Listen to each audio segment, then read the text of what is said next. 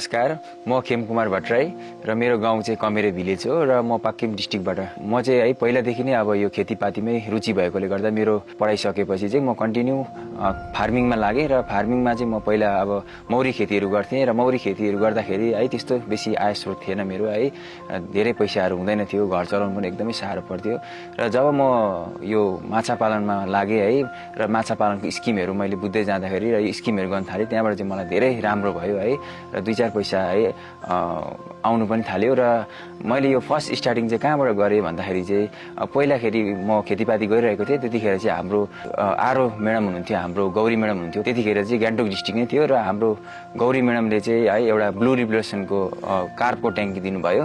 त्यो ट्याङ्की बनाएपछि हामीले राम्रोसँग माछाहरू उत्पादन गरेर हामीले माछाहरू पनि सेल गऱ्यौँ राम्रोसँग र त्यो माछा यहाँ एकदमै राम्रो भएकोले गर्दा र मैले गरेको देखेर चाहिँ हामीलाई फिसरिज डिपार्टमेन्टले फेरि हामीलाई धेरै स्किमहरूको बारेमा उहाँहरूले है बोलाएर हामीलाई जानकारी दिनुभयो, जुन PMMSY स्किमहरू आएको थियो र यो जुन अर्नामेन्टलको स्किमहरू हामीले गऱ्यौँ है र माछा पालन गरिरहेका छौँ र यो गर्दा गर्दा यहाँ ज्यादा मात्रामा माछाहरू बिक्री भएकोले गर्दा हामीलाई हालैमा फेरि हामीलाई फिसरिज डिपार्टमेन्टले एउटा फिस कियोस्कको आउटलेट एउटा दोकानको स्किम दिनुभएको छ।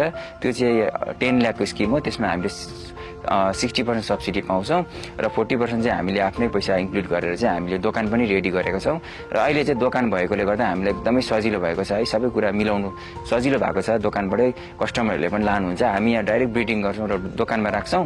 दोकानमा राखिसकेपछि कस्टमर आएर लानुहुन्छ।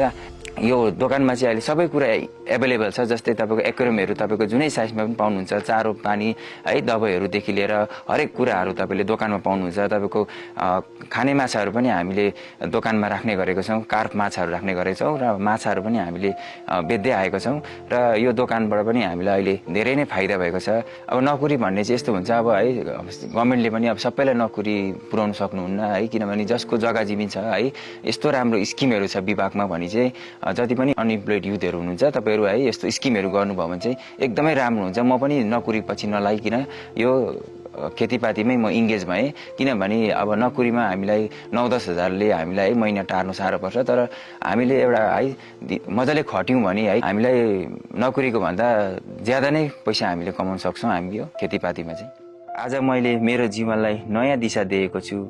आज म आफ्नो खुट्टामा उभिएर आत्मनिर्भर बन्ने यात्रामा छु। हामी जस्ता युवाहरूलाई स्वरोजगार र आत्मनिर्भरताको यात्रामा अगाडि बढ्ने प्रेरणा दिनुहुने हाम्रा आदरणीय मुख्यमन्त्री श्री प्रेमसिंह तामाङज्यू र सिक्किम सरकारलाई पनि म धन्यवाद दिन चाहन्छु। आज मलाई गर्व लाग्छ कि म आफ्नै मेहनतले केही गरिरहेको छु र एकदमै राम्रो गरिरहेको छु।